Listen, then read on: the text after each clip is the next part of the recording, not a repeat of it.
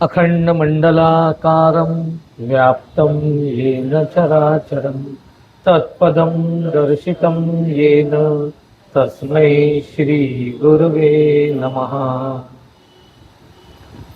वंदे गुरुणां चरणारविंदे संदर्शित स्वात्मसुखावबोधे जनस्य जांगुलिकाय माने संसारहाला अलमोक्ष। श्रीराम।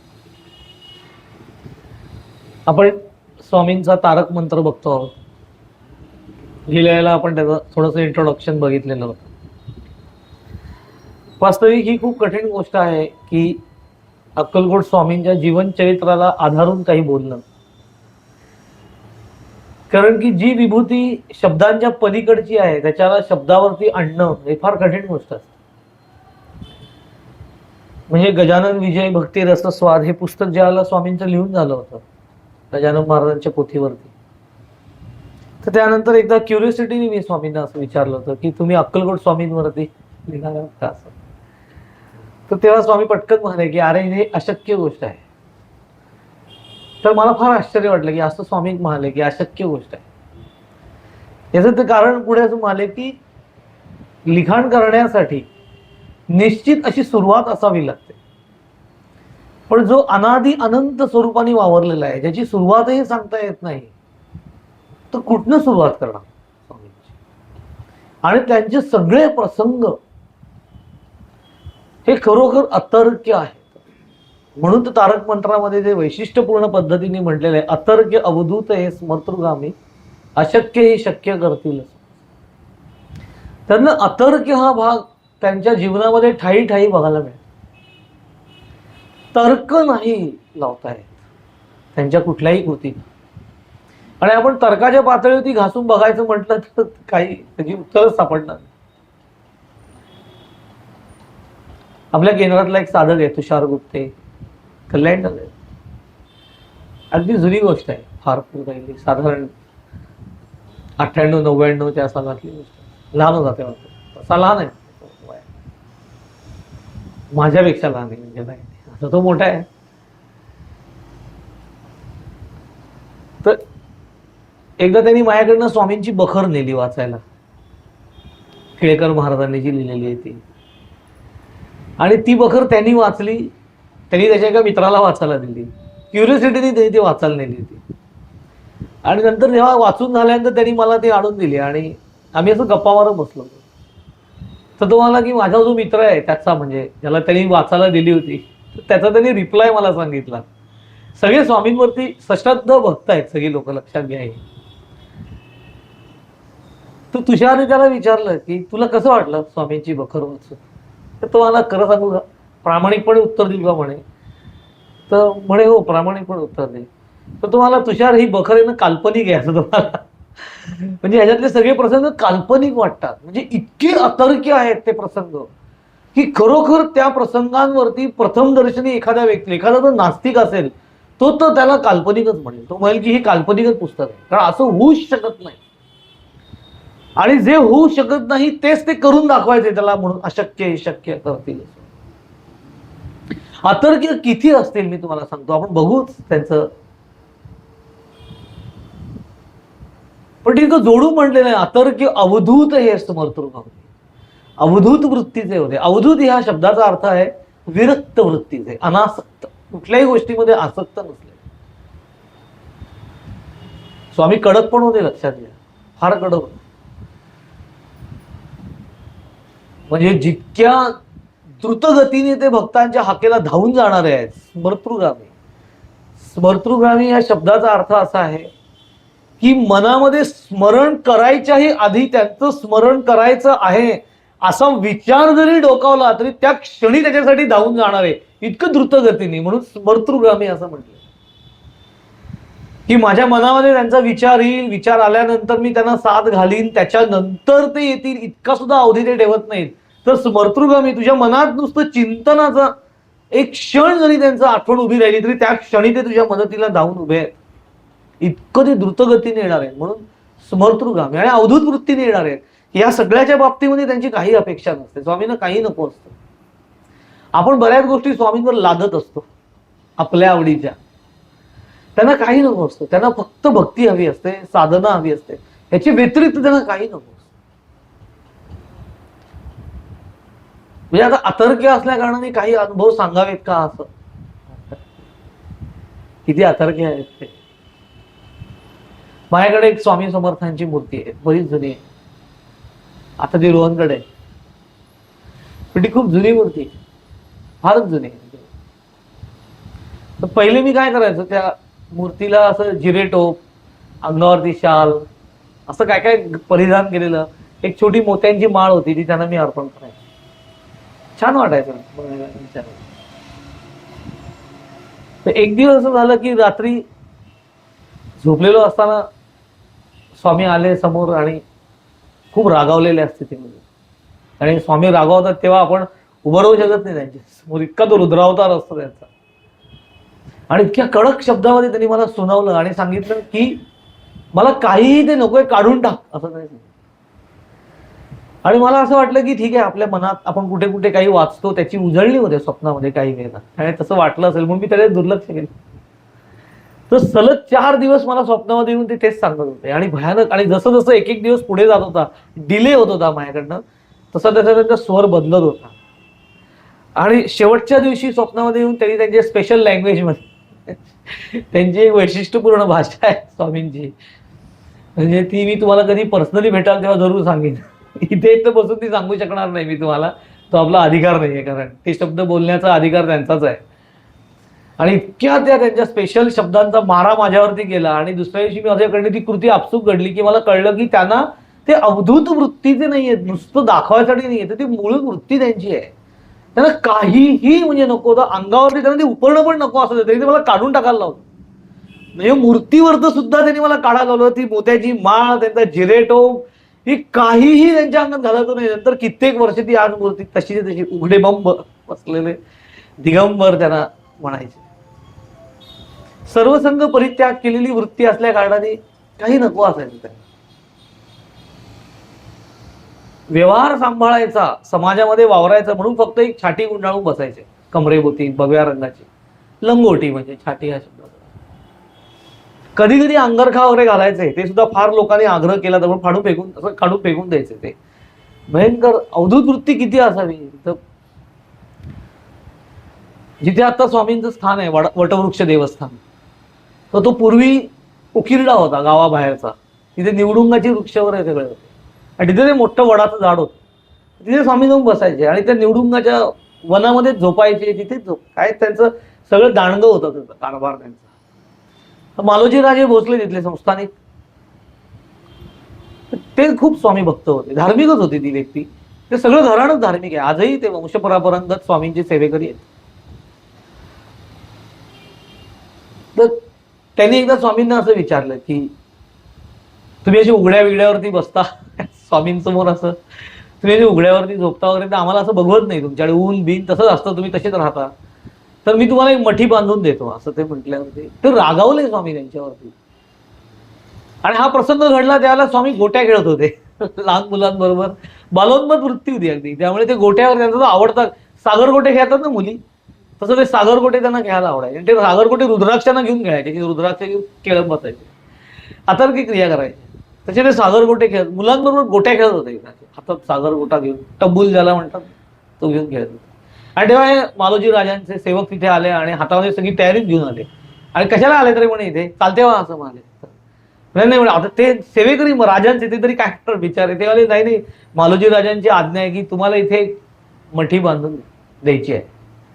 त्याच्यावर स्वामींनी जे एक वाक्य वापरलं ते फार उद्बोधक वाक्य होतं. रागावून म्हणाले वाक्य, मी तुम्हाला ते सौम्य करून सांगतो, कारण त्यांचे मधले मधले शब्द गाळायला लागतात, फार वैशिष्ट्यपूर्ण असतात. मी तुम्हाला ती पुस्तकं वाचायला देईन, असे हायलाईट करून ठेवलेत ते शब्द. ते स्वामी म्हणे ठोका मठी, म्हणजे ठोका खुंटी, बांधा मठी, आम्ही जातो भक्तांच्या पाठी, असं ते म्हणते. यांच्या वृत्तीनं लक्षात ठेवलं पाहिजे की त्यांना बाह्य उपचारांची पूर्ण आवश्यकता नाहीये. म्हणजे एखाद्या व्यक्तीकडे तशी परिस्थिती नसेल, काही गोष्टी जमत नसतील, त्यांना बाह्य कुठल्याही उपचारांची आवश्यकता नाही.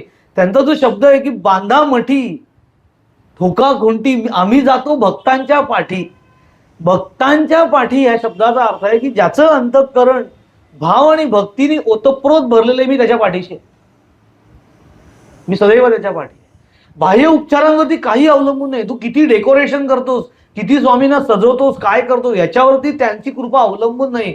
त्यांची कृपा अवलंबून प्रधान गोष्ट काय असेल? भक्ती.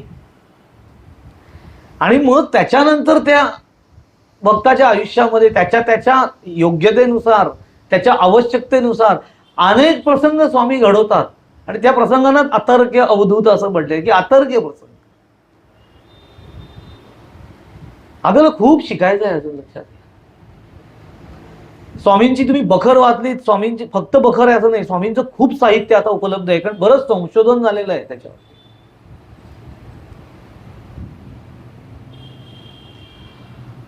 बालवाडीमध्ये आपण आहोत का अध्यात्माच्या, अशी शंका यावी असं त्यांचं अतर्क्य कीर्ती आहे आणि ते शिकवत जातात. एक फार वैशिष्ट्यपूर्ण प्रसंग मी तुम्हाला सांगतो त्यांचा, की ते कसं शिकवतात. पांडुरंग पुराणिक नावाचे एक त्यांचे भक्त होते. मंगळवेढा सोलापूर या ठिकाणी करायचे.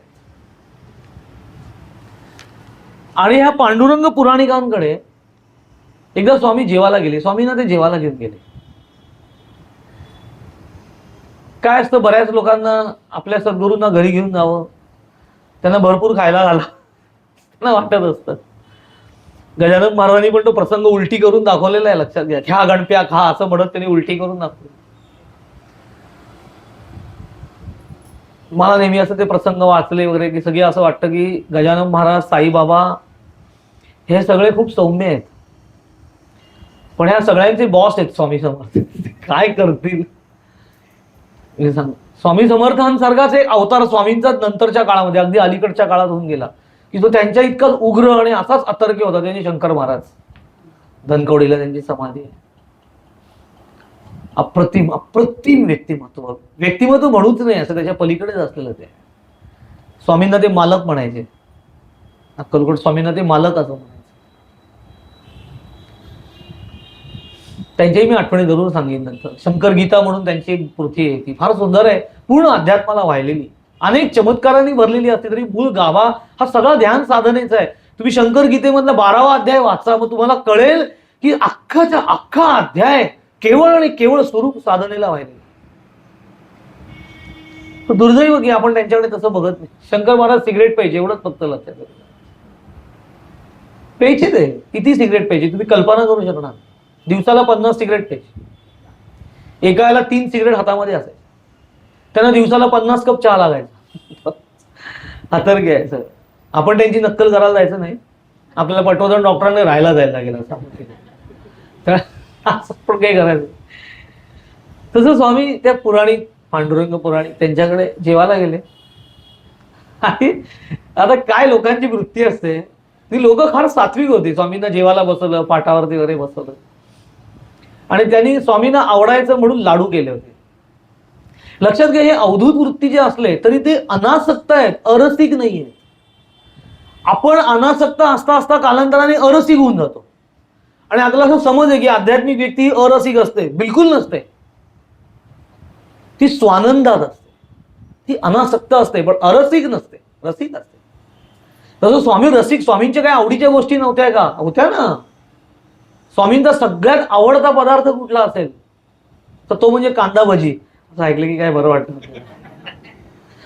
की बरं आहे.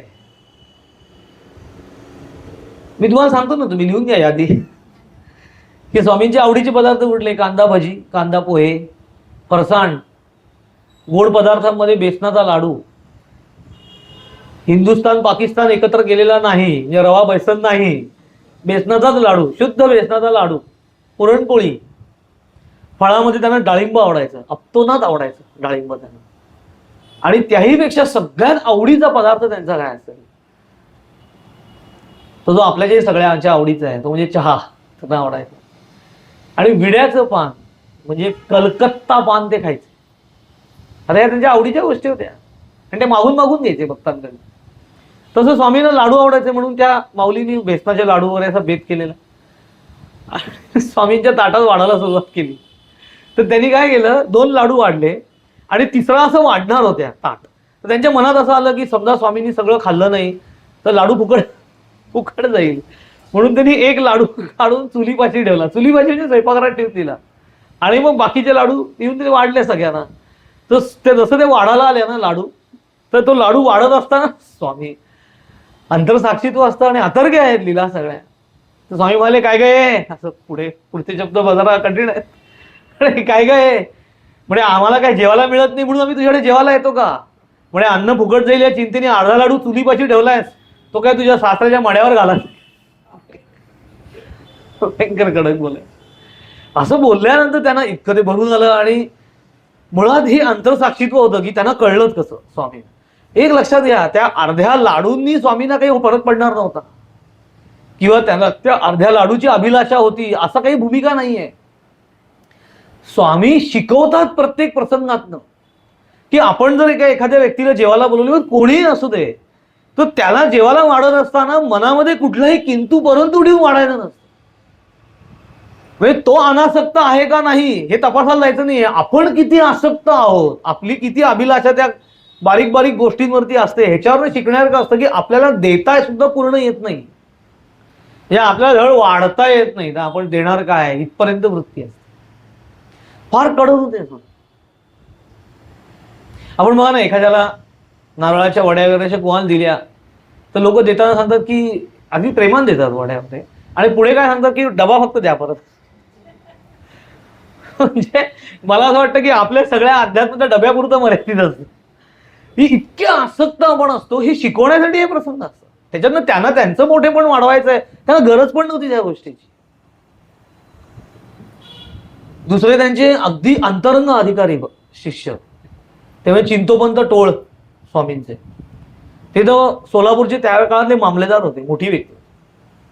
तर स्वामी अक्कलकोटला याच्या आधी मंगळवेढ्याला होते, मंगळवेढ्यावर सोलापूरमध्ये कित्येक काळ होते, सिद्धेश्वर मंदिरामध्ये ते. अतर्क्य कृती म्हणजे मी तुम्हाला सांगतो की याच्यावरती जर श्रद्धा ठेवायची तर ठेवा, नाही तर ठेवू नका, अशा पद्धतीचे ते अतर्क्य प्रसंग आहे. सिद्धेश्वर मंदिरात तुम्ही जर आता सोलापूरला गेलात तर सिद्धेश्वर अप्रतिम मंदिर आहे, सिद्धेश्वराचं सोलापूरचं खूप मोठं, आणि त्याच्या भोवती तलाव आहे कम्प्लीट, ते तलावाच्या मध्ये आहे सिद्धेश्वराचं मंदिर. आणि सोलापूर वगैरे हा सगळा पट्टा म्हणजे माझ्या ते पश्चिम महाराष्ट्रातला पट्टा येतो, हा सगळा तसा दुष्काळी पट्टा आहे. तिथे पाऊस मुळात कमी असतो, आपल्याला का पाऊस तिथे पडत नाही. तर तिथे तो तलाव आटला होता एकदा, तर त्या काळामध्ये तो तलाव आटल्यामुळे बऱ्याच लोकांचे पाण्याचे हाल व्हायचे, आणि त्याला स्वामी सोलापूरमध्ये होते.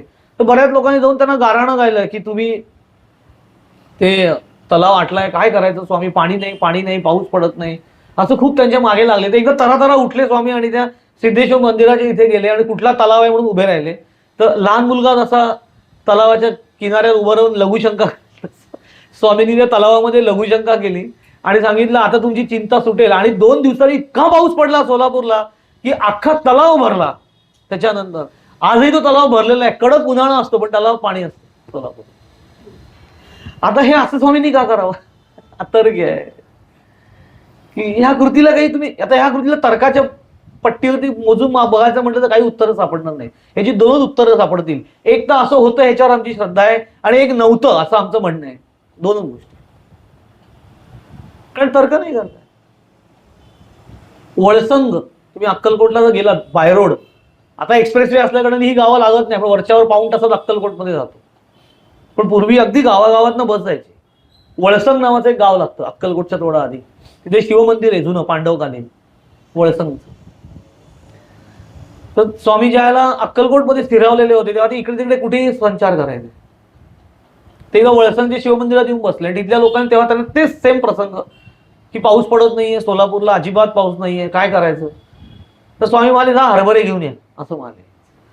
तर वाण्याच्या दुकानात हरभरे आणले, सुके हरभरे असतात ते हरभरे आणले आणि स्वामींनीच्या हातात घेतले आणि शिवलिंगावर जाऊन फेकून मारले आणि म्हणाले शंकराला उद्देशून, म्हणजे घे हवे तेवढे खा आणि एकदाचा पाणी टाक असं म्हणाले. आणि 2 तासात धुवाधार पाऊस, इतका पाऊस पडला की नंतर स्वामींना सांगायची वेळ आली की थांबवा. आता ह्या कृती ज्या आहेत, या कृती केवळ करण्याच्या मागचं त्यांचं उद्दिष्ट हाच आहे की जगन नियंत्याच्या हातामध्ये सगळ्या गोष्टी आहेत, आपण क्षणभंगूर आहोत, आपल्या हातात काहीही नाही, आपला मीपणा कुठेही ठेवायची गरज नाहीये, जे आहे ते त्याच्या इच्छेने होतं हे पटवून देण्यासाठी, मनामध्ये ती श्रद्धा ठसवण्यासाठी हे प्रसंग घडलेले आहे. ह्याच्यातनं स्वामींना मोठेपणा मिळवण्यासाठी स्वामींनी कधीही बुवाबाजी केलेली नाही, कधीही नाही. 16 ओळ्याचे नियम ते पाळायचे का? तर जे 16 ओळ पाळायचे त्यांच्याबद्दल त्यांना काही ऑब्जेक्शन नव्हतं, पण त्याचा अवडंबर माजवणारा कुणी आला तर मात्र स्वामी फार कडक वागायचे. अन्नम न निंदेत, हे जसं श्रुती वचन आहे. एकदा असेच पुराणिक म्हणून दुसरे पुराणिक, म्हणजे मगाशी सांगितलं ते पांडुरंग पुराणिक, जसे दुसरे एक पुराणिक बुवा म्हणून त्यांच्याकडे जेवायला गेले स्वामी. चिंतोबंद टोळांच्याच घरची गोष्ट, पुराणिक नाही, चिंतोबंद टोळांचे. हे सगळे त्या काळातले साधू नास्तिक लोक, चिंतोबंद टोळ वगैरे, कर्मठ ब्राह्मण सगळे. आणि स्वामींना जेवायला वरचेवर स्वामींना घेऊन जायचे जेवायला. पण स्वामी काय फक्त त्यांच्याचकडे जेवायला जायचे असं नाही, स्वामी कोणाकडेही कुठेही जेवायला जायचे. कोणी एखाद्या सद्भक्तांनी त्याला आग्रह केला की त्याच्या घरी जायचं. आणि त्या काळामध्ये जातपात फार होतं, उच्च नीच असं आपण म्हणतो. आता पण तसं, मी अनेक ठिकाणी गेलेलो आहे, अजूनही सगळी लोक बिंडोग आहेत. मी तुम्हाला ते जात जात जात घेऊन बसले.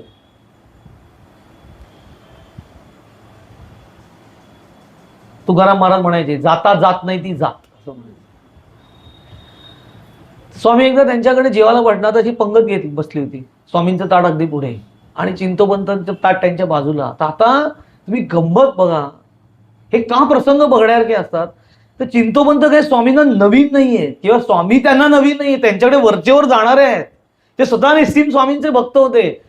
इतक्या वेळा स्वामी त्यांच्याकडे जेवले होते, पण त्या दिवशी नेमकं जेवताना त्यांच्या मनामध्ये असं आलं की स्वामी आपल्याकडे तर जेवतातच, पण कुणाकडेही जातात, कुठेही बसतात, त्यांना जात धर्म विटाळ चांडाळ याचं काहीही भान नाही. कुणाच्या घरामध्ये एखाद्या बाईची अडचण असेल तर तिच्या हातचं जेवतात, तिच्या हातचं नैवेद्य दाखवतात. कुणाकडे सुतक सोयर असेल तिथे जाऊन राहतात, तिथे जेवतात. कुठल्याही खालच्या जातीच्या माणसं, तेव्हा असं फार होतं खालची जात वरची जात, तर कुणाकडेही जेवतात, खालच्या जातीच्या माणसाकडे जेवतात वगैरे. तर आपण एवढे शुद्ध कर्मठ ब्राह्मण, तर आपल्या पंक्तीला स्वामींना बसवता कामा नाही असं त्यांच्या मनात आलं. आणि म्हणून त्यांनी त्यांच्या पत्नीला सांगितलं की स्वामींचं ताट माझ्या पंक्तीत न बसवता समोर बसव, असं चक्क सांगितलं. आणि त्याची योजना केली, भैरव बिरव घातलेली, स्वामींचं ताट पुढे चौरंग आणि बाकी सगळ्यांची पंगत समोर. तर स्वामींना जेवायला बोलवल्यानंतर स्वामी असे ताटावर बसले, चिंतोपंतांकडे एक नजर बघितली आणि एकदम तडकाबडकी उठले आणि जायला लागले. ताटावरनं, भरल्या ताटावरनं उठून जायला लागले. तर चिंतोपंतांनी त्यांच्या पत्नी विचारलं, स्वामी काय झालं? भाडक रागावले स्वामी की त्यांची ती एक वेगळी बाराखडी चालू व्हायची तिथे, ती भयानक आहे आणि सगळे. तर मला विचार तुझ्या नवऱ्याला, असं म्हणाले. तोच म्हणतो म्हणे आम्ही कुठेही जेवतो, हे सगळं त्यांचं माहिती त्याच्या मनात आलेलं. म्हणजे आम्ही कुठेही जेवतो, आम्हाला विटाळ चांडाळ काही नाही, आम्हाला सोहळं ओळख काही नाही, आम्ही जात मानत नाही, आम्ही कुठेही जेवतो, आम्ही अशुद्ध. पण तुझ्याकडे जेवायचं तर शुद्ध व्हायला पाहिजे, म्हणून जरा शुद्ध कुठे होता येतं का जाऊन बघून येतो, असं म्हणाले.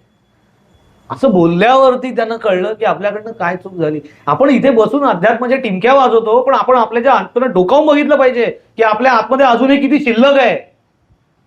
शिल्लक आहेच, मी तुम्हाला सांगतो. तोपर्यंत भगवंताचा गाभारा ओलांडता येत नाही, लक्षात ठेवा. ओलांडता येणार जे काही आपलं अध्यात्म चालेल ना, सगळं सभामंडपापर्यंत जाईल. आत उतरायचं असेल ना, या सगळ्याला तुम्हाला छेदून जावं लागतं. आणि ह्या परीक्षा बघतातच स्वामी, लक्षात ठेवा.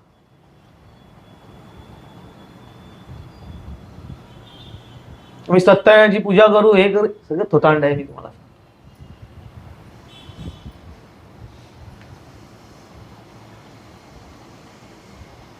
मी घरातल्या मोलकर्णीला जोपर्यंत मी सवाशीण म्हणून घरी जेवायला घालू शकत नाही ना, तोपर्यंत माझ्या कुठल्याही पूजेला काही अर्थ नाही, लक्षात ठेवा. स्वतःच्या मनाला विचारून एक लक्षात घ्या की ब्राह्मण किंवा असा कुठला हा जातीय भाग नाहीये, परंतु आपण सहज कृती काय करतो, आपल्या किती मुरलंय ते. आपल्या तसं नाही, सगळ्या लोकांमध्ये मुरलेलं आहे. मी अनेक ठिकाणी प्रवचनाला वगैरे गेलेलो आहे, मला हे अनुभव आलेले आहेत.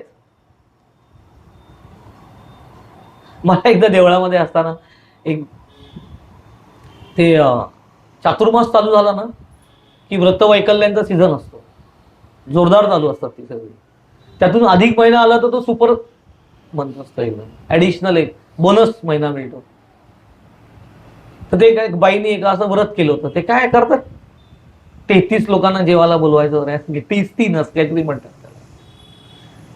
तर ते काकू होते कोणतरी, त्यांनी ते काय केलं असेल, त्यांचा संकल्प असेल बरं की मला 33 लोकांना जेवायला घालायचं.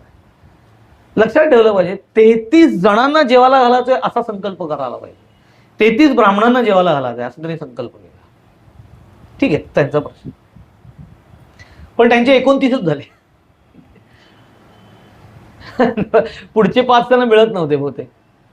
तर ते देवळात प्रवचनाला यायच्या माझ्या, त्यांनी माझं नाडनाव ऐकलं, लिहिले.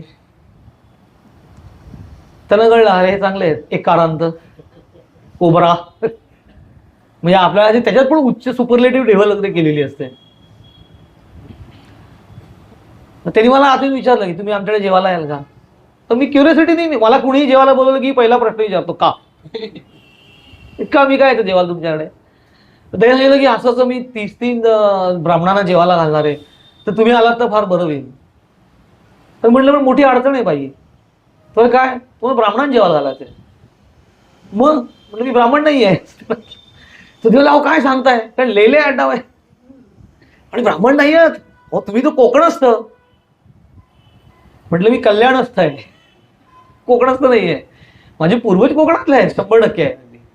मी कल्याण, बॉर्न अँड ब्रॉट अप कल्याण. आपण असं कसं तुम्ही ब्राह्मण कसे नाही. म्हटलं नाही मी ब्राह्मण नाही. तुम्हाला ब्राह्मणांना जेवायला घालायचं असेल तर तुम्हाला तुकाराम महाराजांना बोलवायला लागेल, तुम्हाला ज्ञानेश्वर महाराजांना बोलवायला लागेल. कारण खरा ब्राह्मण कोण, ब्रह्म जाणे तो ब्राह्मण. मग इथे ब्रह्म जाणणारे 2च माणसं मला माहिती आहेत, एक माऊली ज्ञानेश्वर, दुसरे संत तुका. आम्ही कसले ब्राह्मण, आम्ही आडनावाचे ब्राह्मण. तुम्ही मला ब्राह्मण म्हणून जेवायला बोलवणार असाल तर मी बिलकुल येणार नाही. म्हटलं तुमच्या तुम्ही जेवायला बोल, मी येईल. मग त्यांनी असं कॅल्क्युलेशन केलं, 29 ते 30 झाले, अजून 3 बाकी. आता काय करायचं. तुम्ही त्यांना सांगितलं, म्हटलं 3 बाकी आहेत. मग काय, मी त्यांना सहज म्हटलं तुमच्या घरात कोण कोण असतं. ते त्यांच्या घरातली म्हणजे त्यांना काउंटही करतायत ना, घरातल्या व्यतिरिक्त 33 पाहिजे. त्यांना सहज म्हटलं काय तुमच्या घरामध्ये कामाला कोणतरी बाई येत असेल, भांडी घासायला बाई असेल, हो येतात, त्यांना धरा, त्यांच्या मिस्टरांना बोलवा. जर पुरुषांना जेवायला घालायचं, पटकन मला अहो नाही त्या ब्राह्मण थोडी नाही, त्या कामाला येतात आमच्याकडे, अगदी चांगल्या घरच्या सारखे आहेत, वाक्य आपली अशी गुळगुळीत असतात, अगदी घरच्या सारखे आहेत, पण पंक्तीला बसून जेवण नाही बसत. कारण का ब्राह्मण नाहीत जाती. पटकन त्यांना सांगितलं, म्हटलं खरं सांगू माऊली, मी येईन तुमच्याकडे जेवायला, पण मी त्या पंक्तीला बसणार नाही. कारण ज्या पंक्तीमध्ये दृष्टी जातीची आहे ना, तिथे माझा म्हटलं दम घुटमटतो, मला बसवत नाही. कारण मी स्वतःला ब्राह्मण मानतच. ब्राह्मण खूप कधी जन्म जाईल ब्राह्मण होण्यासाठी, ब्रह्म जाणे तो ब्राह्मण. बाकी सगळ्या आता ठीक आहे, समूहाने आपण जगत असतो म्हणून आपल्याला त्या जातींचं भान ठेवायला लागतं, पण त्याचा काही उपयोग नाही. रासाकडे जाऊ आपण, लक्षात ठेवा, हे असंच चालू राहिलं. स्वामी हे शिकवत, स्वामींना काही कर्मकांड करणाऱ्यांविरुद्ध राग होता अशातला भाग नाहीये, परंतु तो मुख्य अध्यात्म नाही हे सांगण्यासाठी ह्या कृती होते. आणि तुम्ही किती अध्यात्म नुसत्या कृती द्यायला पाहिजे. ते नुसतं पोथी पुराण वाचून मी लाख ज्ञानेश्वरी वाचली, पाठ झाली तोंडपाठ, काही उपयोग होणार नाही जोपर्यंत ती आचरणामध्ये. शुद्ध अध्यात्म. अक्कलकोट स्वामी तारक मंत्रात जे म्हटले नाही ना, अतर्क्य, हे अतर्क्य, इथे अतर्क्यपणा आहे त्यांचा, तर्काच्या पलीकडे आहेत. त्यांना कुठल्याही नियमांमध्ये बांधून ठेवता येत नाही, कारण की अध्यात्म हे मोकळं करण्याचं शास्त्र आहे. ते तसे मोकळे होते.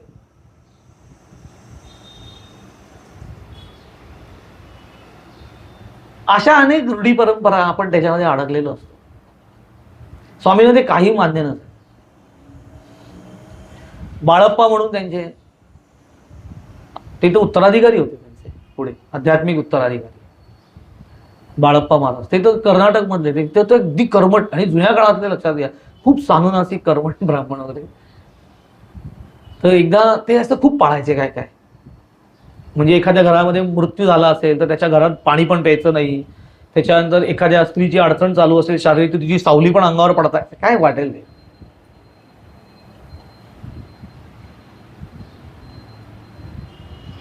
रजस्वलेचा जो विटाळ, त्याचा आळूनी झाला गाळ, त्या गाळाचेच हे शरीर त्याज्य कैसे, असं समर्थ म्हणतात.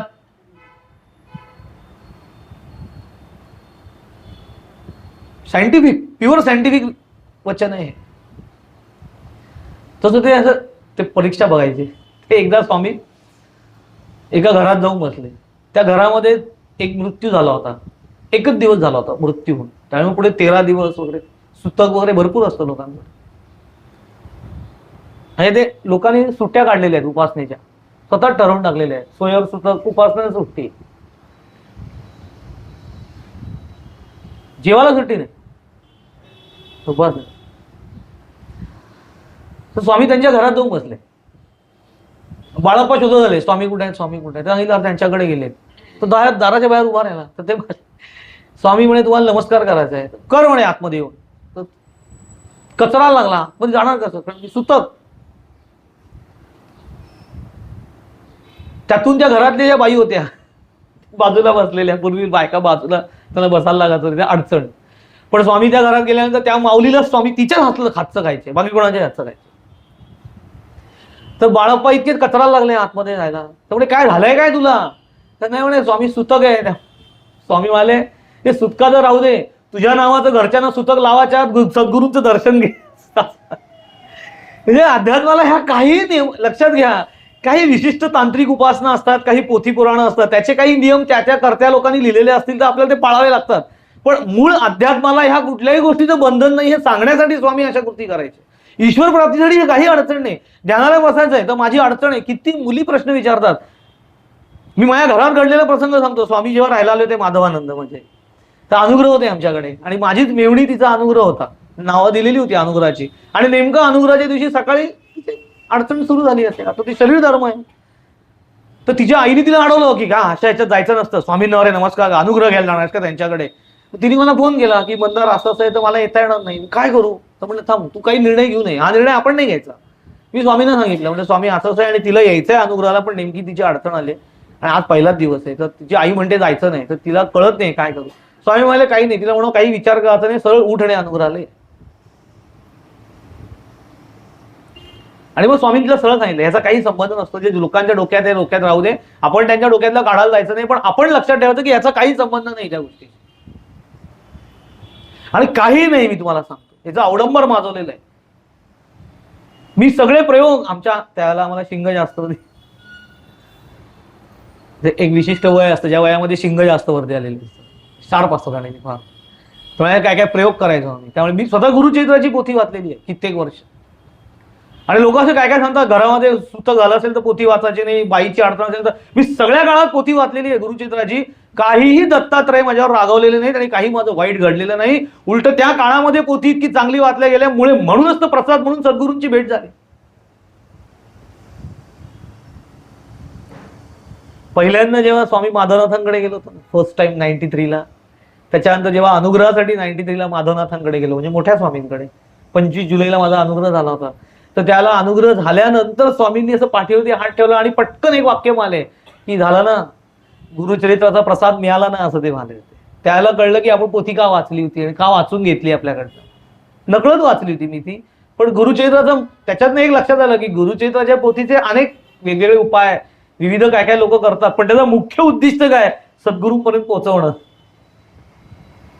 असं ते म्हणाले. आणि मग पुढे म्हणाले की आता थेअरी खूप झाली, आता प्रॅक्टिकल, असं म्हणाले. हे सगळं शिकवण्यासाठी हे सगळे संत महात्मे येतात. त्यातलंच ही विभूती आहे. अतर्क्य अवधूत हे स्मर्तृगामी. स्मर्तृगामी म्हणजे किती, एक प्रसंग तुम्हाला सांगतो. अक्कलकोटला स्वामी यायच्या आधी अनेक ठिकाणी ते विहारात असायचे. एक मनुष्य ज्यांनी स्वामींना एकदाच कधीतरी बघितलेलं होतं, फार काही संपर्कात तो आला नव्हता, त्याला जलोदर झाला. आणि तो इतका वाढला जलोदर, त्याला इतक्या वेदना व्हायच्या की त्याला घरच्या लोकांनी पण त्याला टाकून दिल्यासारखं केलं. त्या काळात जलोदराला डायरेक्ट उपाय नसतील म्हणा, काही नसेल. आणि तो विचित्र आहे उपाय. जलोदर हा तसा त्रासदायक आहे, वेदनादायक आहे आजार तो. आणि तो आत्महत्या करायला गेला विहिरीवरती घरातल्या, की जाऊ दे आता काय, असंही वेदनात मरण्यापेक्षा आपण आत्महत्या करू. तो आत्महत्या करायला गेला आणि तिथे त्याला स्वामी समोर प्रगट झाले आणि त्याची मुस्काटात मारली जोरात आणि सांगितलं आत्महत्या करणार असशील तर कायमचा मला अंतरशील. शब्द लक्षात, आत्महत्या करशील तर कायमचा मला अंतरशील. हे स्वप्नात आहे सगळं त्याच्या. ते स्वप्नात असं ठरवलं की आपण आत्महत्या करतोय, सगळं स्वप्नात बघतोय, आणि स्वप्नात येऊन त्याच्या स्वामींनी कानफटात मारली जोरात. सकाळी जाग आली तेव्हा त्याला कळलं त्याचं अख्खं अंथरूण ओलं झालेलं आहे. युरिन वाटे त्याला सगळं पाणी पोटातलं वाहून गेलं होतं आणि पोट खपाटीला गेलेलं होतं. त्याला स्वामींचे शब्द आठवले की स्वामींनी सांगितलं आत्महत्या करशील तर मला अंतर. मग नंतर कालांतराने स्वामींना अक्कलकोटला भेटायला गेला तेव्हा स्वामींनी त्याला सांगितलं, म्हणे आत्महत्या करण्याचा विचार कधीही करू नकोस, जीव इतका स्वस्त नाही असं त्याला म्हणाले. आणि मी घाबरतोस काय म्हणे, आलो ना तुझ्यासाठी, अरे फक्त मनामध्ये आठवण काढ, मी तुझ्या जवळ आहे असं ते म्हणाले. लक्षात घ्या, स्वामी या शब्दाचा अर्थ आपल्याला माहिती नाहीये, म्हणून आपल्याला असं वाटतं की आपल्यापासून स्वामी फार लांब आहेत. ते लांब नाहीये, ते आपल्या आतमध्ये आहेत. स्वामी या शब्दाचा अर्थ आहे स्वमी. मी म्हणजे माझ्या अस्तित्वाची जाणीव व्यक्तिमत्वानी, आणि स्व म्हणजे माझी शुद्ध असण्याची जाणीव. या दोघांचे एकत्रीकरण झालं आणि आपल्या व्यक्तिमत्वाला आपल्या अस्तित्वाचा अनुभव आला की जी अंतःकरणाची स्थिती निर्माण होते त्याला स्वामी असं म्हणतात. आणि ज्याच्या जीवाशिवाशी भेट झालेली आहे, आणि जो मनुष्य ही जीवाशिवाची भेट प्रत्येकाला कशी प्राप्त होते त्याचा प्रक्रियात्मक मार्ग समजावून सांगू शकतो, त्याला स्वतःला स्वामी असं म्हटलं जातं. म्हणून आपण आपल्या सद्गुरूंना स्वामी असं म्हणतो. म्हणून अक्कलकोटच्या स्वामी समर्थात स्वामी म्हणण्याची पद्धत. म्हणून या तारक मंत्रामध्ये पुढे गेल्यानंतर त्यांनी असं सांगितलेलं आहे की वसे अंतरी स्वामी शक्ती कळू दे. काही ठिकाणी असं म्हटलं जातं जवळी उभी स्वामी शक्ती कळू दे. दोन्हीचा अर्थ एकच आहे, तो पाठभेद आहे. काही ठिकाणी तारक मंत्रात म्हटलं जातं जवळी उभी स्वामी शक्ती कळू दे, काही ठिकाणी वसे अंतरी स्वामी शक्ती कळू दे. वसे अंतरी, अंतरी म्हणजे कुठे, तुझ्या आतमध्ये येणार आहे ते. तुला कुठेही जाण्याची गरज नाहीये, तू शांतपणे त्यांचं स्मरण कर. त्यांचं म्हणजे कुणाचं, स्वतः स्मरण करायचं आहे. मीच तिथे आहे असं ते म्हणायचं, मी तिथेच आहे. स्वामींनी जेव्हा देह ठेवला म्हणजे समाधी देह ठेवला तेव्हा जाताना म्हणाले की आम्ही समाधी लीला करतोय म्हणे. समाधी लीला ती सुद्धा करून दाखवते म्हणजे. म्हणून रामानंद बेडकर महाराजांना तिकडे दृष्टांत दिला होता. ते नर्मदा परिक्रमेला गेले होते ज्या वेळेला स्वामींनी देह ठेवला तेव्हा ते तिथे प्रगट झाले आणि ते तिथे एकदम दुःखी झाले. त्यांच्या कानावर जेव्हा बातमी कळली की अक्कलकोटला स्वामींनी समाधी घेतली तर ते तिथेच थांबले जिथे होते तिथे, आणि इतके दुःखी झाले की आता मला शेवटचं दर्शन नाही. तिथे रात्री दृष्टांत दिला आणि तेव्हा त्यांना म्हणाले रोता क्यों है, हम गया नहीं जिंदा है. ते तिथे म्हटलेलं रोता क्यों है, हम गया नहीं हम जिंदा है. ते जिंदा आहेत म्हणजे कशा आहेत, तुझ्यातनं आहेत, तुझ्या आतमध्ये आहेत. मला आपले स्वामी नेहमी सांगायचे माधवानंद, अक्कलकोट स्वामींची प्रचिती घ्यायची असेल तर एकच एक उपाय म्हणजे काय म्हणाले, ध्यानाला बस असं म्हणाले. दुसरा उपाय काय, कारण त्यानं भेटायचं स्वमी आहेत ना, तुझ्या आत आहेत ते. आणि त्या दृष्टीने त्यांना म्हटलेलं आहे अतर्क्य. अनेक प्रसंग मी तुम्हाला स्वामींचे प्रसंग सांगायला सुरुवात केली तर आपल्याला वर्ष पुरणार नाहीत ते प्रसंग. केवढा कालखंड त्यांच्या जीवनाचा. लौकिक दृष्ट्या त्यांचं जर प्रगटीकरण बघितलं तर 1056 ते 1878 इतक्या कालावधीत ते देहाने वावरले. किती वर्ष मोजा, किती झाले, इतकी ती जुनी काया होती. अजूनही स्वामी प्रचिती देत नाहीत का, जरूर प्रचिती देतात. हाकेला धावून जाणं हा त्यांचा मूळ स्वभाव आहे. पण ते परीक्षा पण बघतात, लक्षात घ्या. ती परीक्षा कशी बघतात मी ते मागच्याला सांगितलं. आचरण शुद्धता, जिथे स्वामी चरण तिथे न्यून काय. चरण हा शब्द फक्त पादुकांशी संबंधित नाहीये, तर चरण म्हणजे आचरणाशी संबंधित आहे. आपलं आचरण शुद्ध ठेवा, स्वामी नक्की आपल्या पाठीशी आहे. आणि नुसते पाठीशी नाही आहेत, त्यांचं ते वाक्य ना भिवू नकोस मी तुझ्या पाठीशी आहे, तर त्यांचं मूळ वाक्य भिवू नकोस आम्ही तुझ्या संगे आहोत असं आहे. त्याच्या मागे एक सुंदर प्रसंग आहे, मी प्रसंग पुढच्याला सांगेन की हे भिवू नकोस मी तुझ्या पाठीशी हे वाक्य आलं कुठनं, हे स्वामींनी कधी उच्चारलं, कुणासाठी उच्चारलं, फार सुंदर देखणा प्रसंग आहे, त्याचा मी तुम्हाला नंतर सांगेन. मोठा आहे प्रसंग तो, पण हे सुंदर सुंदर प्रसंग आहेत स्वामींचे. चिंतपंत टोळांना पहिली भेट झाली तेव्हा पहिला उपदेश जो केला तो उपदेश हाच केला होता, इकडे तिकडे बाहेर डोळे वाटारून बघण्यापेक्षा स्वतःच्या आतमध्ये डोकावून बघशील तर तुला मीच सापडेन असं त्यांना वाटतं. त्यांचे शब्द छान होते, डोळे वाटारून. डोळे वाटारून आपण पण बघत असतो इकडे तिकडे, म्हणजे कुठे कुठे शोधत बसलेलो असतो काय काय गोष्टी. एक आणि निष्ठा एक असली पाहिजे स्वामींमधून. हा पक्की. तर ते कोणी आपले कोणी असतील, माझ्या आवडीचे गजानन महाराज असतील, साईबाबा, हे सगळे एक आहेत, लक्षात ठेवा. सगळे साई सच्चरित्र आपण बघतोच आहोत, ते आपले कंटिन्युएशन मध्ये आहे, ते आपण पुढे कंटिन्यू करणारच आहोत. पण विशेषतः स्वामींची आता पुण्यतिथी येईल 26 एप्रिल. काही गोष्टी भावनिक आहेत त्याच्याशी संबंधित. याचं मुख्य कारण असं आहे की तिथीने स्वामींची 26 एप्रिलला आलेली आहे पुण्यतिथी. तारखेने ती 29 एप्रिल आहे.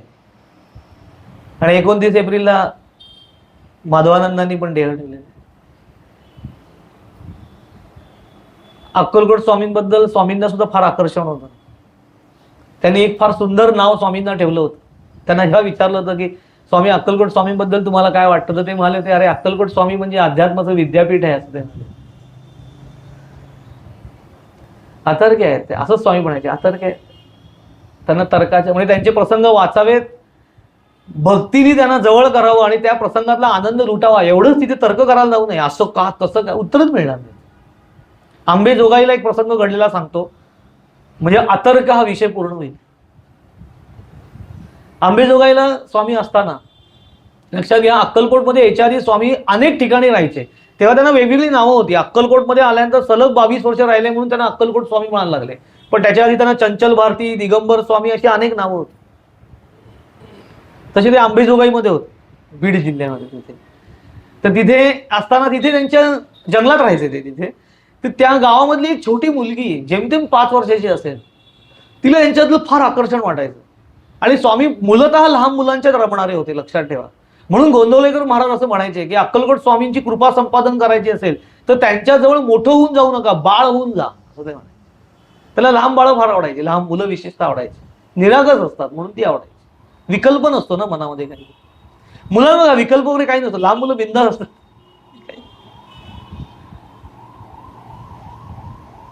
स्वामी असं गमतीने म्हणायचे की लहान असे माणसं असतात ना, त्याचे लहान बाळांना घेऊन स्वामींना नमस्कार करायला वगैरे यायचे. तर स्वामी म्हणायचे की ती लहान बाळ असं इतकं क्युरिओसिटीने आपल्याकडे बघत असतं, तर आई वडिलांना वाटत असतात की आपल्या मुलाला स्वामींच्या चरणावरती म्हणे की त्या मुलाला परब्रह्माचा अवतार वगैरे म्हणून परब्रह्माच्या चरणावरती. तर स्वामी म्हणायचे त्या बाळाला काही परब्रह्म वगैरे काही कळत नसतं, त्याला काही कळत नसतं. ते बघत असतं हा कोण दाढीवाला बाबा बसलाय, काही त्यांना गंमत, ते काही करत असतात. भीड नसते त्यांना, काही भीड असतं, मस्त असतात, मोकळ्या स्वभावाच्या. त्यामुळे सगळ्या संतांना लहान मुलं फार आवडतात, लक्षात ठेवा. पटकन रमतात लहान मुलांमध्ये. तसं अक्कलकोट स्वामी लहान मुलांच्या फार, ते खेळायचे त्यांच्याबरोबर. एक वेडा होता, वेडा अक्कलकोट मध्ये. तो वेडा होता, डोके लहान मुलगा होता, असं मधल्या वयाचा, 8-9 वर्ष, वेडसर होता. ते एकदा स्वामी वटवृक्षाखाली बसले होते, तर स्वामींचे 2 पाय पकडले आणि परपटत घेऊन जातात खेळण्यासाठी म्हणून. सगळे लोक त्याला मारायला लावले. तर स्वामी म्हणे मारू नका, मारू नका, कोणीही बोलायचं नाही म्हणे, त्याचा माझा खेळ चालू आहे, काही वाटेल ते. तशी ती मुलगी स्वामींची निस्सीम भक्त झाली. तिला भयंकर आवडायचे स्वामी. काय तिला कळायचंच नाही मला हे का आवडतंय, पण तिला आवडूनच गेले होते ते एकदम. तिच्याबरोबर खेळायचे. त्या काळामध्ये काय होतं, त्या गावात एक सावकार होता आणि त्या सावकाराला मुलबाळ नव्हतं. भयंकर श्रीमंत होतो, प्रचंड श्रीमंत. पण ह्याला वारस कोण म्हणून ते दत्तक मुलगा शोधत होते. तर हिच्या घरच्यांनी कावा केला की आपली मुलगी लहान आहे, ती लहान होती साधारण 3-4-5 वर्ष मॅक्झिमम. तर म्हणे हिला आपण मुलासारखा पोशाख करूया आणि त्या सावकाराला हिला दत्तक देऊन टाकू, म्हणजे तो त्याच्या बदल्यात आपल्याला भरपूर पैसे देईल. आणि एकदा दत्तक दिलं की दिलं, मग नंतर तो काही का करेना, इतकं अप्पलपोटेपणा.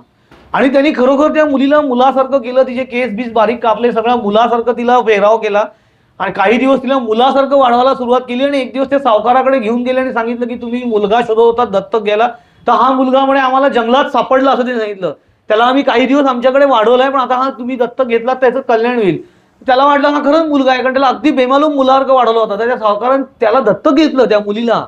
बरं ती लहान आहे, तिला यातलं काही तर कळत नाही आपल्याबद्दल काय चाललंय. तशी ती वयात यायला लागली तर ती मुलगी आहे आणि लपणार कसं, निसर्गाचं काम करतो. आणि तिलाही ती समज यायला लागली आणि नंतर तिला कळलं की आता हे कधी ना कधीतरी बिंग फुटणार आणि काय होईल माझं. आई वडील तर निघूनच गेले तिला दत्तक देऊन पैसे घेऊन, माझा जीव घेतील हे लोक, फसवणूक झाली म्हणून मी करू काय.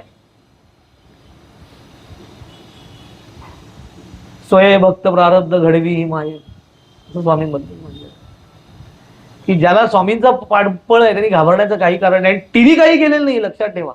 या सगळ्या गोष्टीमध्ये ती अनभिज्ञ नाही, तिच्याकडनं काहीही चूक झालेली नाही. अजाणतेपणे तिच्या बाबतीत लोकांनी चुका केलेल्या आहेत, त्यात ती शुद्ध आहे आचरणाने. आणि एक काळ असा आला की घरच्या लोकांना संशयाला आला की हा मुलगा नसून ही मुलगी आहे आणि आपल्याला फसवलेलं आहे, कारण लग्नाच्या वयात ती यायला लागली होती आणि आता सून घरात आणायची अशा विचारात ते सावकार कुटुंब होतं. आणि त्या काळात हुंडा वगैरे घ्यायचे, त्यामुळे आता हुंडा मिळेल भरपूर असं त्या सावकारालाही वाटलं. पण त्याला जेव्हा संशयाला आला की अरे हा मुलगा नाहीच आहे, म्हणजे आपण फसवलं गेलो, ही मुलगी आहे बहुतेक असं त्यांना वाटायला लागलं. लग्न कसं होणार, म्हणजे हुंडा मिळणार नाही, हुंडा द्यावा लागेल. त्या काळातलं, जुन्या काळातली हे गोष्ट आहे. त्या काळात अशा चुकीच्या परंपरा होत्याच ना काही, नंतर त्या मोडीत निघाल्या, पण त्या पूर्वी होत्या, चुकीच्या असल्या तरी होत्याच त्या. मग ती करणार काय, तिला कळलं आपल्या जीवावरती हे बेतेल, म्हणून ती स्वामींकडे गेली आणि तिच्या पाठीमागे सगळी लोक तिला शोधायला कुठे गेले कुठे गेले. ती स्वामींकडे आली, रडायला लागली आणि तिने स्वामींना सांगितलं असं असं प्रसंग माझ्यावर ओढवलाय, मी काय करू मला कळत नाहीये. काही काळजी करू नको, मागे ना. तिच्या झाडाखाली बसले, त्या झाडाच्या मागे तिला जायला सांगितलं.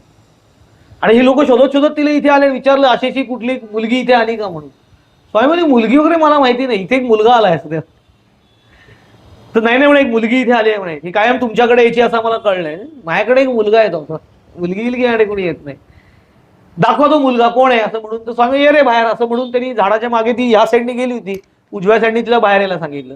बाहेर आली ती अस्खलित मुलगाहून आलेली होती. अतर्क्य अवधूत हे स्मर्तृगामी, अशक्य ही शक्य करतील. आता आपल्याला वाटलं की हे काय असं लिंग बदल झाला त्या मुलीमध्ये, थोडक्यात सेक्स चेंज झालं, इतकं असं शक्य आहे का. आताच्या काळामध्ये काही लोक असे करणारे आहेत, पण त्याला केवढं तरी मोठी सायंटिफिक आणि मेडिकल प्रोसिजर असते, ती सक्सेसफुल होते असं नाही, ती फेल जाते, त्यात जीव जातो. हे असं चुटकी करायची, अतर्क्य अवधूत हे स्मर्तृगामी, अशक्य ही शक्य करतीलच, हे त्याचं उत्तर आहे. बकरीत त्याची नोंद आहे त्या प्रसंगाची. आणि बखर हे शास्त्र काय आहे, प्रसंग घडत असताना लिहिलेले प्रसंग, त्याला बखर असं म्हणतात. हे बकरीतले प्रसंग याला धरून. पण ह्याचा शेवटचा टप्पा जो आहे तारक मंत्रामधला, आज्ञे विना काळ ना नाही त्याला, परलोकीही ना भीती त्याला, उगाची भीतोसी भय हे पळू दे, वसे अंतरी स्वामी शक्ती कळू दे. हा संपूर्णपणे अध्यात्माशी आणि साधनेशी संबंधित आहे की सद्गुरू आणि स्वामी कशा पद्धतीने साधकाला मदत करतात. स्वामींनी मदत करणं म्हणजे प्रत्येक वेळेला आपल्या आयुष्यामध्ये काही गोष्टी घडत असतात त्याला मदत करणं, त्याच्यासाठी सद्गुरूंची योजना नाहीये. आपली योग्यता साधनेच्या बाबतीत तेवढी वाढत गेली आणि सद्गुरूंना जर कळलं, स्वामींना विशेषतः जर का कळलं की हा भक्त प्रामाणिकपणे माझी उपासना करतो आहे, प्रामाणिकपणे ईश्वर प्राप्तीसाठी प्रयत्न करतोय, पण दुर्दैवानी काही प्रारब्धानी याच्या आयुष्यामध्ये काही अशा अडचणी निर्माण होत आहेत की ज्याच्यामुळे त्याचा मार्ग रोधला जातोय, तर त्यावेळेला त्याची ती ओढ बघून सद्गुरू त्याचं प्रारब्धामध्ये थोडी सौम्यता निर्माण करतात. प्रारब्ध संपवतात बघून त्याचं, पण सौम्यताही निर्माण करतात. आणि स्वामींनी जर ठरवलं ना की त्या साधकाला याच जन्मामध्ये त्याच्या अंतिम स्थळी पोहोचवायचं, तर कोणीही आडवा येऊ शकत नाही. ज्याला जे करायचं ते करू. आणि भल्या भल्याना स्वामींनी सरळ केली तर आपले काय, आपण कुठे. अनेक प्रसंग असे सुंदर सुंदर प्रसंग. पांडुरंग शास्त्री आठवले एक कथा सांगायची की एक मूल असतं, पाळण्यात झोपलेलं असतं आणि ते रडत असतं. अचानक आई त्याची काम करत असते आणि ते रडायला लागतं एकदम. आईला कळतं, बरोबर आईला कळतं की मूल का रडतंय. जगात कोणाला कळणार नाही पाळण्यातलं मूल रडतंय ते कशासाठी रडतंय, पण आईला परफेक्ट कळतं की ते मूल कशासाठी रडतंय. तर आईला कळतं की त्याला आत्ता भूक लागलेली आहे, रडतं आणि ते अगदी लहान आहे, आईच्या अंगावर पिणार आहे, पण आई आत्ता कामात व्यस्त आहे, त्यामुळे एकदम उचलून घेऊ शकत नाही त्याला. आईला कळतंय त्याला भूक लागली ती, पण आई काय करते, थोड्या वेळ त्याला रमवण्यासाठी एखादं खेळणं बिळणं त्याच्या समोर टाकते. ते रडत असतं मूल, ते पटकन त्या खेळण्यामध्ये रमतं थोड्या वेळ. त्याला नंतर कळतं आहे आईने आपल्याला फसवलं, मला भूक लागली, पुन्हा रडायला सुरुवात करतं. आईला कळतं की त्याला कळलंय आता मी फसवलेलं, त्याला कळलंय. पण अजून आईचं थोडंसं काम महत्वाचं बाकी असतं. मग आई काय करते, थोडंसं काहीतरी एखादं तोंडात एखादा पदार्थ जाईल, एखादी वस्तू तोंडात धरता येईल असं काहीतरी खेळणं त्याच्या समोर टाकते. ते पुन्हा ते तोंडात घेऊन त्याच्यात रमतं आणि नंतर त्याला कळतं की पुन्हा आईने फसवलं आपल्याला. मग मात्र ते भोकाड पसरतं आणि भोकाड पसरलं की मग आई हातचं काम टाकते आणि उचलून छातीशी लावते. असं भगवंत भक्ताच्या बाबतीत करतो, असं पांडुरंग शास्त्री सांगतात. आपण रडत असतो ना अनेक कारणांसाठी, पण तो तपासत असतो की तुझं रडणं त्याच्यासाठी आहे का त्याच्याकडून काहीतरी मिळवण्यासाठी. त्याच्याकडून काहीतरी मिळवण्यासाठी आहे तर तो देत नाही असं नाहीये, आपल्या योग्यतेनुसार ते पुरवत राहतो, पण तो मग बघत राहतो आपल्याकडे. पण जो साधक, जो भक्त हे सगळं बाजूला सारून त्याच्यासाठी रडायला सुरुवात करतो, तेव्हा तो सगळ्यांना बाजूला करतो आणि उचलून आपल्या छातीशी लावतो. याला म्हणतात स्वय भक्त प्रारब्ध घडवी ही माया. अरे एखाद्या मनुष्याच्या प्रारब्धामध्ये अध्यात्माचा अ सुद्धा नसेल, पण स्वामींनी मनात आणलं तर त्याला पूर्ण अध्यात्माचा अधिकारी करू शकतात. लक्षात ठेवा, अनेक गोष्टी असतात. स्वामी एकदा, आपले स्वामी म्हणजे माधवानंद घरी बसले होते तेजनिधीला, आणि तेव्हा गजानन महाराजांच्या पुस्तकाचं लिखाण, मी हा प्रसंग ऐकलेला आहे त्यांच्या इतर साधकांकडून, की त्याला लिखाण चालू होतं त्यांचं, गजानन का झालेलं होतं पूर्ण माझ्यामध्ये, फायनल हे चालू होतं. आणि नेमके ते तेजनिधीला खालती येऊन बसले आणि ते रेफरन्स बुक असायची त्यांच्याकडे. तर समोर 2 पुस्तकं होती, साई सच्चरित आणि अक्कलकोट स्वामींची बखर, असे समोर टेबलावरती होते. तर स्वामी आले आणि तिथल्या एका साधिकेला म्हणाले की हे पटकन स्वामींच्या बकरीकडे हात करून म्हणाले, हे पहिले पुस्तक माझ्या नजरेसमोरून लांब नाही, मला अजिबात माझ्यासमोर ठेवू नको. तर इतकं आश्चर्य वाटलं, असं कसं स्वामी बोलतो. तर ते पुस्तक लिहून ठेवल्यानंतर सहज शक्य आहे आपण विचारणं क्युरिओसिटीने, की स्वामी इतक्या तीव्रतेने असं काम आले की हे पुस्तक उचल माझ्यासमोरून पहिले. काय झालं स्वामी? मला नाही काय माहितीये का म्हणे, आत्ता मला बरंच लिखाण बाकी आहे, अजून खूप लिखाण करायचं आहे, कारण तेव्हा इतर अनेक लिखाणं चालू होती. जर का ह्यांनी माझं डोकं धरलं ना तर मी काही करू शकणार नाही दुसरं, असं ते म्हणले. यांच्याशिवाय मग काही लिहिता येणार नाही, त्यामुळे आता ते उचल. असा प्रभाव आहे अक्कलकोट स्वामींचा. त्यामुळे त्यांची पुण्यतिथी आहे, पुण्यतिथीच्या दिवशीच त्यांच्याच कृपेने अनुग्रह होणार आहे. विशेष दिवस आहे, त्यांची ती समाधी दिवस आहे, लक्षात घ्या. तो प्रसंग बघण्यासारखा आहे, मी जरूर सांगेन तो. समाधीच्या वेळचा सुद्धा त्यांचा प्रसंग फार सुंदर बघण्यासारखा आहे. बाळप्पा महाराजांची त्यांचा एक समाधीमध्ये देह ठेवतानाचा घडलेला प्रसंग फार देखणा आहे. ते सगळं बघितलं की असं वाटतं खरंच अशक्य ही शक्य करतील स्वामी, काही अशक्य नाही येताना. आपलं काम काय आहे? त्यांनी सांगितलेली साधनं घट्ट धरून ठेवणं आणि आचरणामध्ये शुद्धता ठेवणं. आचरण शुद्ध ठेव, कारण शुद्ध अंतःकरणाचा मनुष्य स्वामींना आवडतो, अशुद्ध अंतःकरणाची लोक त्यांना आवडत बिलकुल आवडत. आणि मग स्वामी कडक पण फार आहे. स्वामी जितके प्रेमळ आहेत तितके ते कडक पण आहे आणि भक्ताभिमानी पण आहेत, लक्षात ठेवा. त्यामुळे आपण निश्चिंत राहा. आपण उगाच कोण माझ्याबद्दल काय बोलत असेल, काय करत असेल, अरे तू काही चिंता करू नकोस, तू तुझं आचरण शुद्ध ठेव आणि प्रामाणिकपणे साधना कर. मला कोण त्रास द्यायला येईल का? तू काळजी करू नकोस रे, तू भक्ताभिमानी आहे. तू स्वामींना घट्ट धरून ठेव. आपल्या प्रारब्धानुसार आपल्या आयुष्यामध्ये काही नको असलेल्या गोष्टी घडतात. आपण असं म्हणायचं नाही त्याला की काय मी एवढं सगळं स्वामींचं करतोय तरी माझ्याच वाटेला असं का आलं, असं काही नाही. ते प्रारब्धातून आलेल्या गोष्टी असतात. पण स्वामी आहेत ना, ते परस्पर 3-13 करून टाकतील, कळणार सुद्धा नाही आपल्याला काही वेळेला.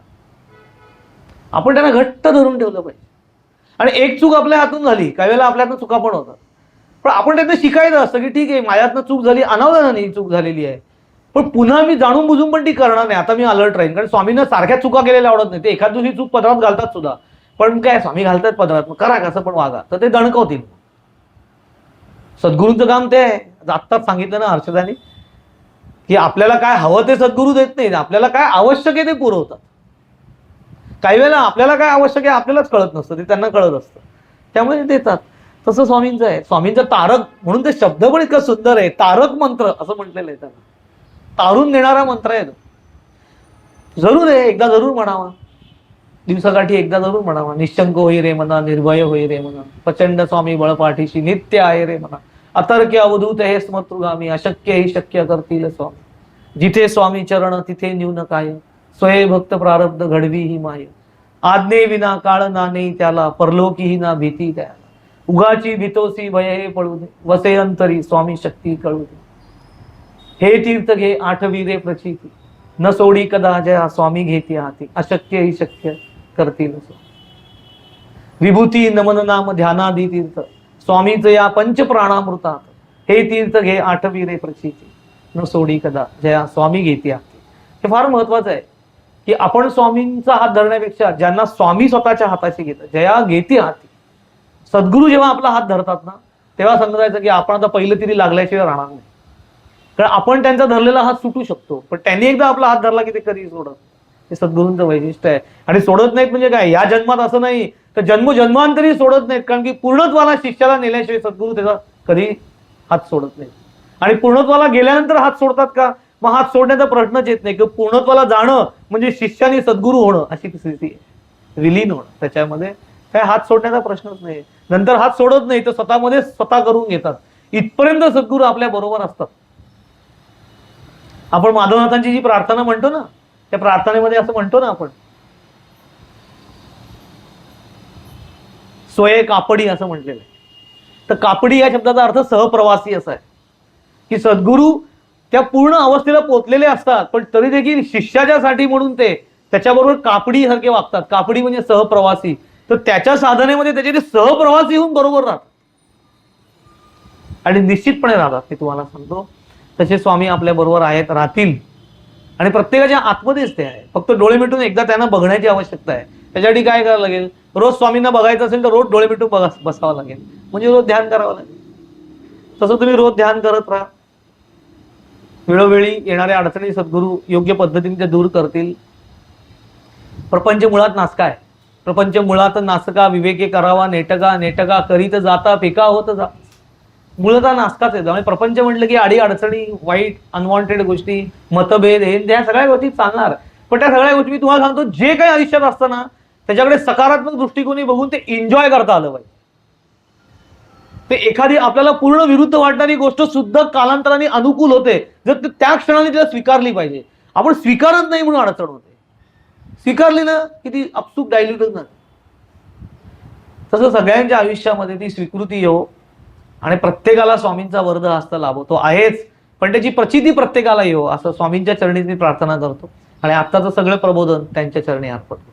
पुंडलिक वरदे हरी विठ्ठल श्री ज्ञानदेव तुकाराम पंढरीनाथ महाराज की जय.